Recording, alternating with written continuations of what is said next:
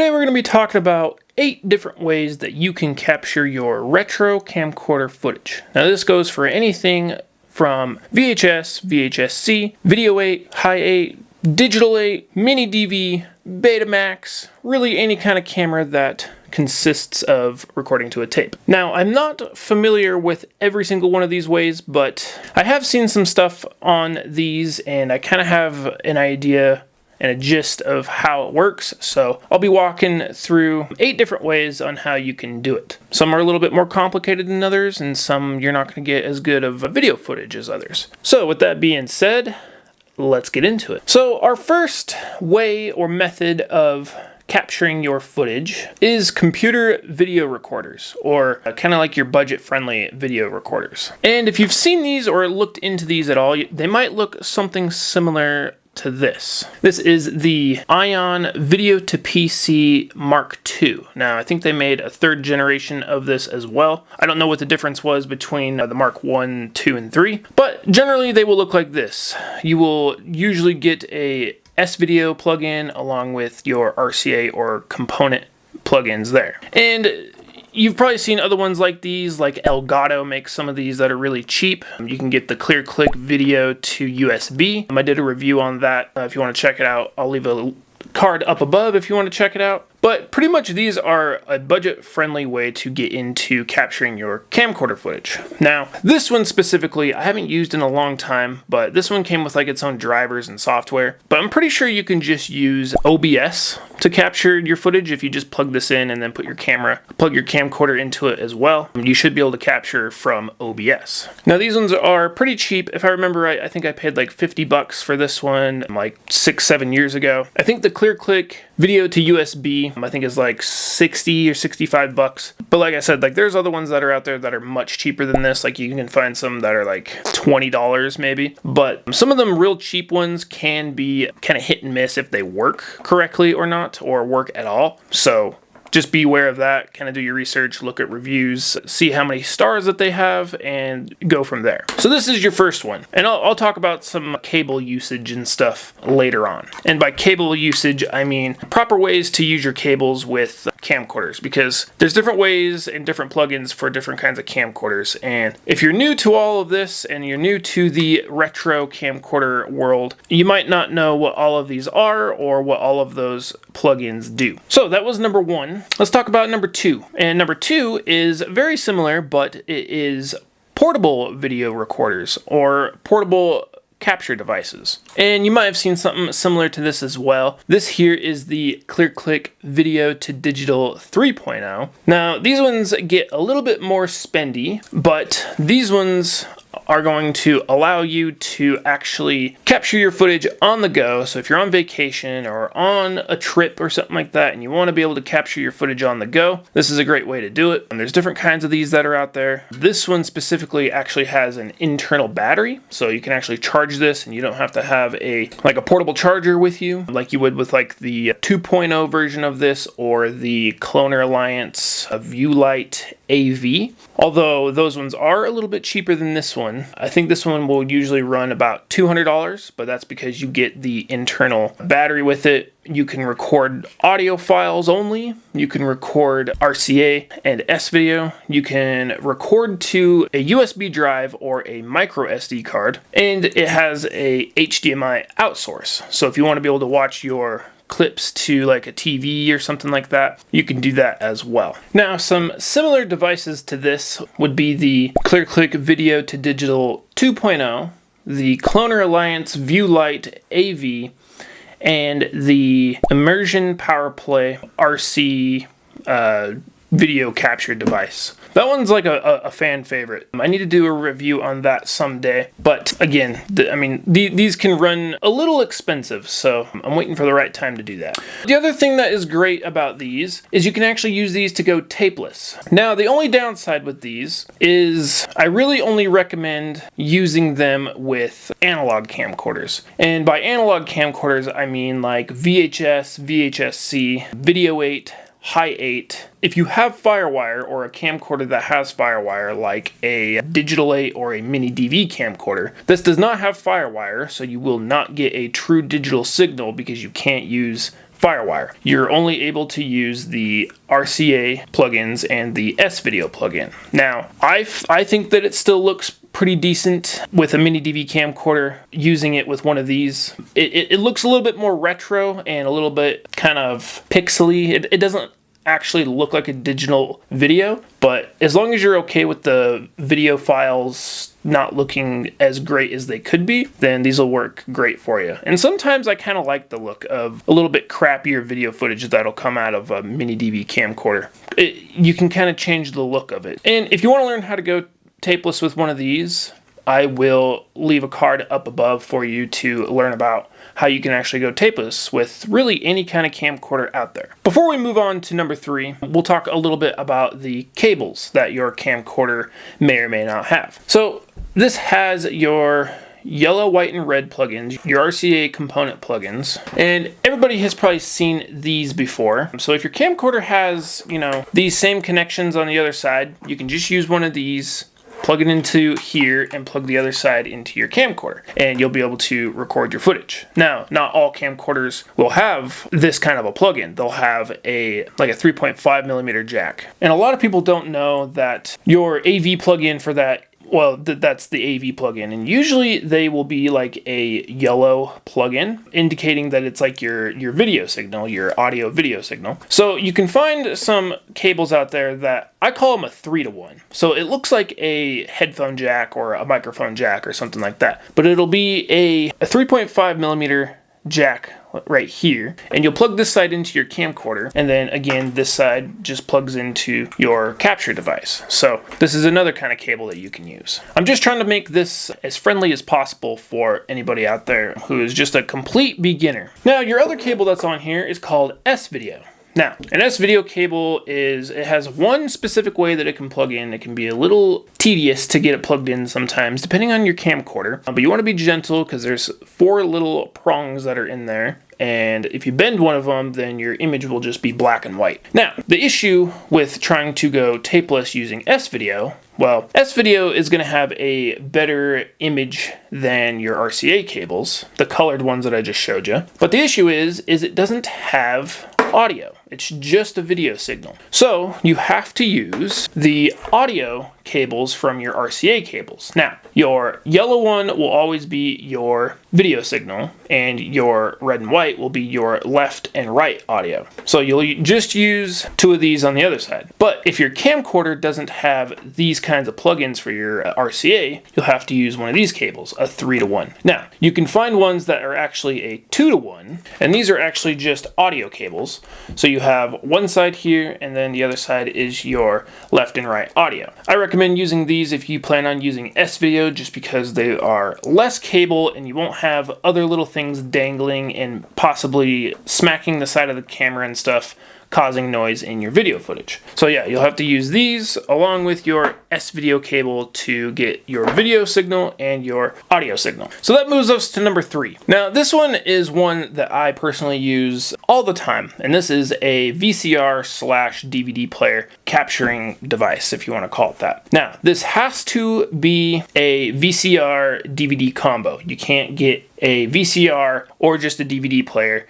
It has to be the combo where it has the VCR and the DVD player, and they can be a little bit big. But this model is Panasonic DMR EZ485V. This one is from 2009. I mean, I think it was probably about the end of the era of when they stopped making VCRs, and they probably just went to like Blu-ray and stuff like that. But you can see that this has your S-Video plugin and your RCA plug-in here. But along with that, you have over here, there's a little hatch. You can pop it down, and you have a FireWire import along with a SD card and a USB import. If you have a VHS camera, like a full-size VHS, you can actually just put the whole VHS tape into here, and you'll be able to capture it. Now, the way that you capture it, I'll make a simple explanation on this because I have a whole video on it. I will also leave a card up above if you want to check that one out. But pretty much what you want to do, if you can find one, this VCR actually has an HDMI out on the back, and what you can do is you will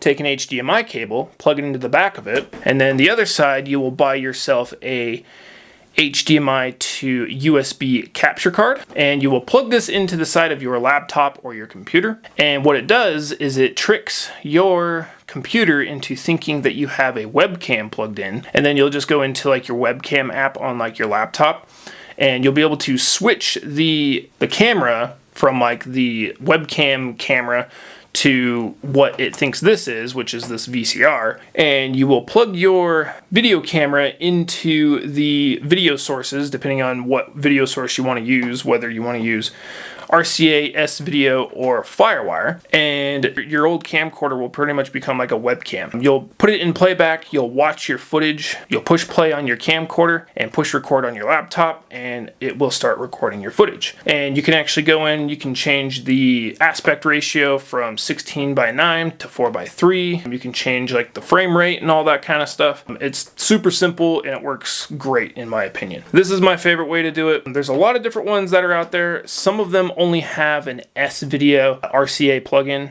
so you can actually get one of those RCA to HDMI capture cards or capture devices, which look like this, although this one is the opposite. So if you have one, or you find a VCR/DVD player combo and you want to use it for capturing your video footage, you'll get something that's similar to this, and you'll plug your RCA from the back of the VCR into this, and then the other side would be HDMI, and you would plug your HDMI cable with the HDMI to USB capture card into your laptop, and this will help you actually capture your footage. Now this one is the opposite. It's actually a HDMI to RCA. So I planned on making a video about this. I might at some point, but I have a whole different reason why I have the opposite than what you would need. So that is one of my favorite ways of capturing my footage, is with a VCR DVD combo player. And again, the card will be up above on how you can capture your footage with one of these specific VCR DVD players. All right, number 4. We're moving at a bit of a slow pace, but that's okay. I'm trying to explain things as good as possible. I have a lot of videos on this stuff, I'm just now realizing, so I don't know if I'll be able to get enough cards up above for you guys to check out. So I'll try and link things down below as well. But number 4 is the Sony HVR MRC1. Now, this is a cool capture device because you can go tapeless with it, you can record your video footage with it, but it records to CF cards, which are a little bit bigger than a standard SD card. Pretty much all you do, and this will only work with camcorders with Firewire. So you'll get a Firewire 6-pin to a 4-pin wire.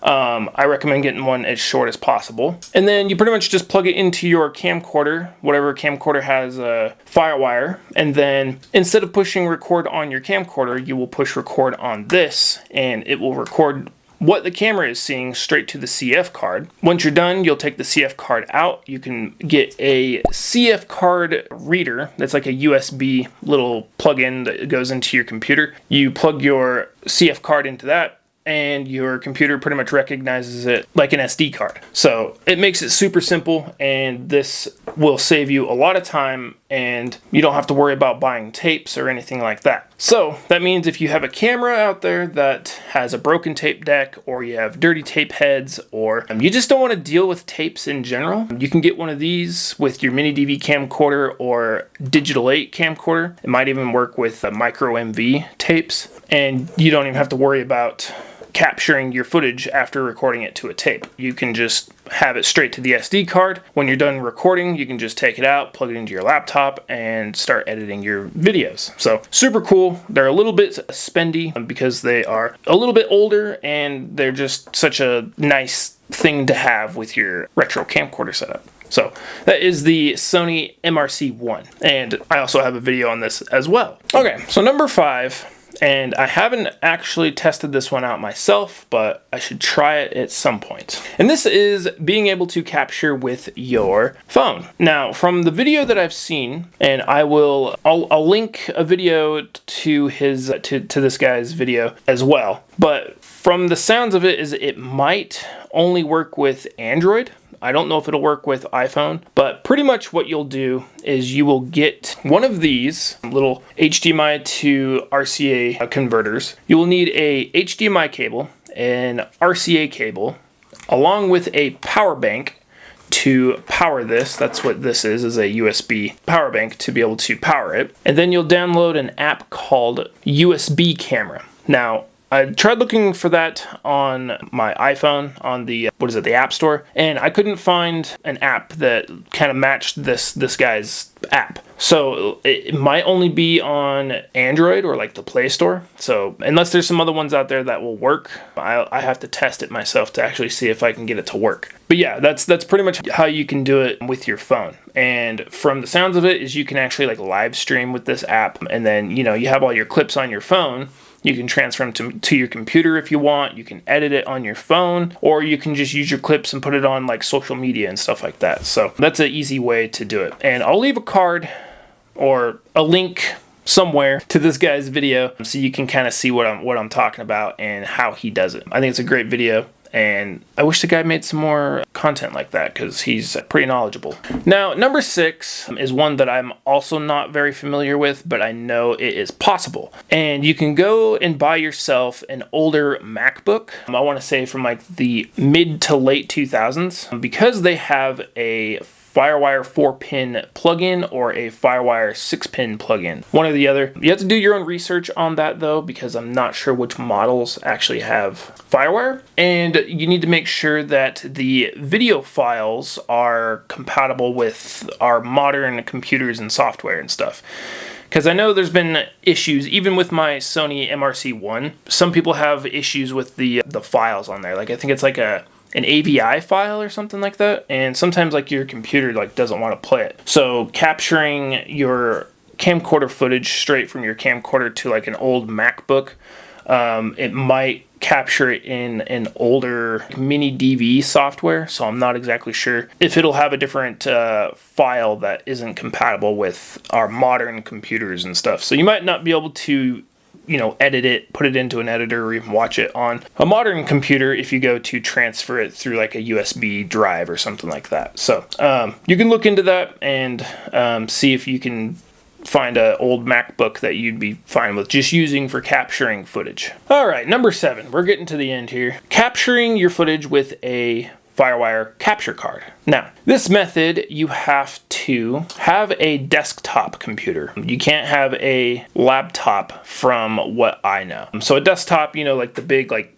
if you had like a gaming computer, we'll say. So these capture cards, you have to wire into your computer. So that way like your computer can read it and all that kind of stuff. And I think it has a 4-pin and a 6-pin plug-in on it. I'm not exactly sure. You can find these actually still brand new on eBay. You might be able to find some on Amazon. If I can find one on Amazon, I'll leave a link for one down in the description if you want to wire this in yourself. I'm not exactly sure how you wire it in, but there's probably some videos that are out there on how you can actually do that, which ways to wire it in and all that. But again, this is just FireWire, so you won't be able to use like analog camcorders with this. It'll only be digital camcorders, say like Digital 8 or Mini DV. And that one is probably a great way to do it as well, because you'll get a true digital signal. And then it goes straight to your computer, so there's not any kind of transferring or anything. Only things you got to do is just plug your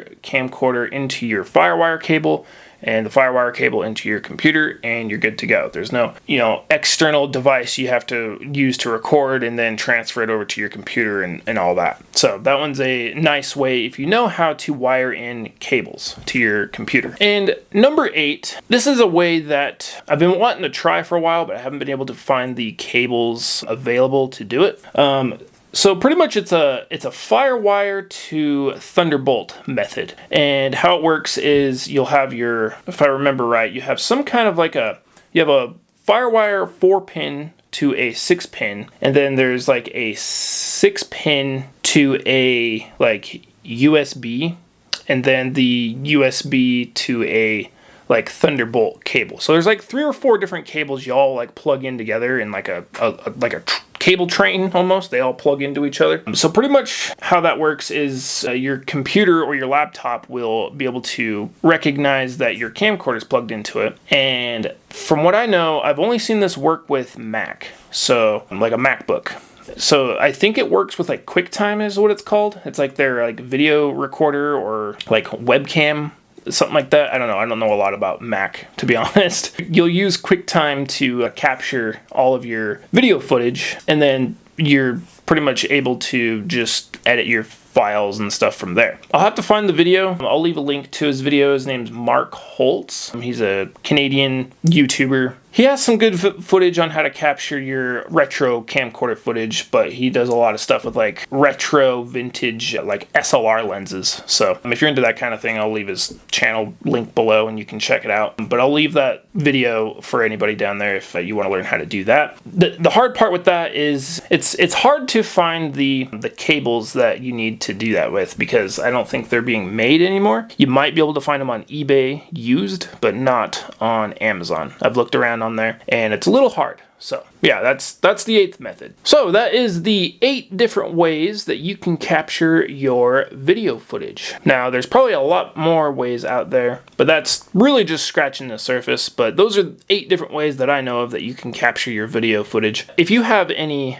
recommendations on how people can capture their video footage, leave me a comment in the comment section and I'll make sure to pin it if anybody wants to learn how to capture in other ways. Now that being said, let me know what you think of my lighting. I finally bought a softbox light, so hopefully I look good on camera. I got like a little light over here as well. And then I also got some cool decorative shelves to put my cameras I'm collecting on back there, and then I attached some fun like RGB lights to it along with my little RGB light pole that I got. So I just thought that would be a cool accessory in the background, and I think it looks good for decor. So let me know what you think of my lighting and my shelves back there. If you've looked at the community tab, you've probably seen the full picture of the cameras and stuff that are on there.